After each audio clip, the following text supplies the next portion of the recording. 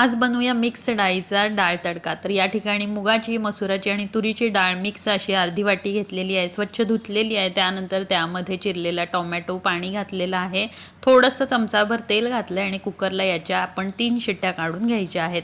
तर मिक्स डाळ घेतली की आपल्याला पित्ताचा त्रास होत नाही, फक्त तुरीच्या डाळीनं पित्ताचा त्रास होतो, त्यामुळे मी नेहमीच मिक्स डाळीची अशी ही आमटी करते।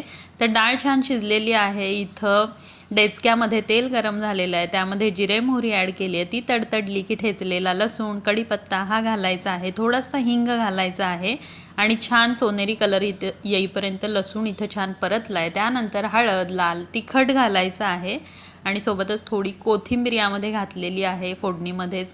हे छान मिक्स करायचं आणि यामध्ये शिजलेली डाळ जी आहे ती ओतायची आहे। तुम्हाला जितकी पातळ आमटी आवडत असेल त्यानुसार यामध्ये पाणी ॲड करायचं आहे, चवीनुसार मीठ ॲड करायचं आहे आणि 5 ते 7 मिनटं मंद गॅसवर ही आमटी छान उकळवून घ्यायची आहे आणि इथं गरमागरम दाल तडका भातासोबत खाण्यासाठी तयार आहे।